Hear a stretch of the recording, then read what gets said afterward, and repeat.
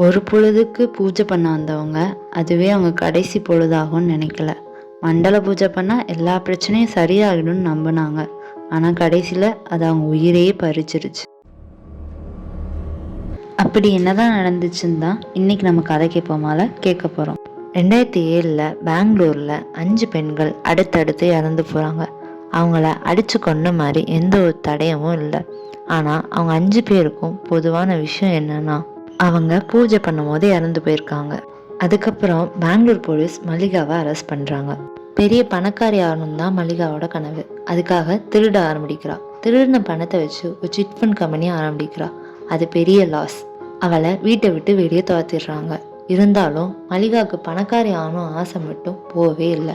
அதனால் கோவிலுக்கு வரவங்ககிட்ட ஏமாத்த பிளான் போடுறா. கஷ்டத்தோடு வர பணக்கார பெண்கள்கிட்ட தான் ஒரு சாமியார் மாதிரி நடிக்கிறா. நடித்து அவங்க கஷ்டத்தை கேட்குறா. கேட்டுட்டு ஒரு பூஜை பண்ணால் எல்லாம் சரியாயிடும்னு சொல்கிறா. அதை கேட்ட பெண்களும் சரின்னு சொல்கிறாங்க.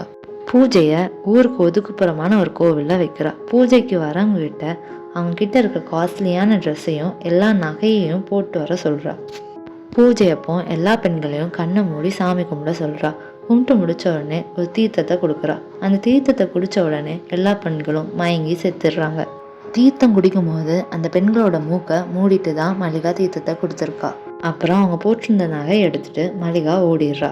என்னதான் அந்த தீர்த்தத்தில் கலந்துருக்குன்னு விசாரிக்கும் போது தான் உண்மை தெரியுது, அதில் சைனைட் கலந்துருக்காங்கன்னு. சைனைட் ஒரு பாய்சன்னு ஒரு படத்தை பார்த்து மல்லிகா தெரிஞ்சுக்கிறா. கொஞ்ச நாளைக்கு முன்னாடி தான் மல்லிகா ஒரு தங்கம் செய்கிறவங்ககிட்ட வேலை பார்த்துருக்கா. அப்படி தான் சைனைட் மல்லிகாவுக்கு கிடச்சிருக்கு. இப்படி மனசாட்சியே இல்லாமல் பணத்துக்காக மொத்தமாக 6 பெண்களை மல்லிகா கொண்டிருக்கா. அதனால் கோர்ட் அவளுக்கு 2007 தூக்கு தண்டனை கொடுத்துருக்கு. அதுக்கப்புறம் 2012 வாழ்க்கை ஃபுல்லாக ஜெயிலில் இருக்கணும்னு கோர்ட் ஆர்டர் கொடுக்குறாங்க.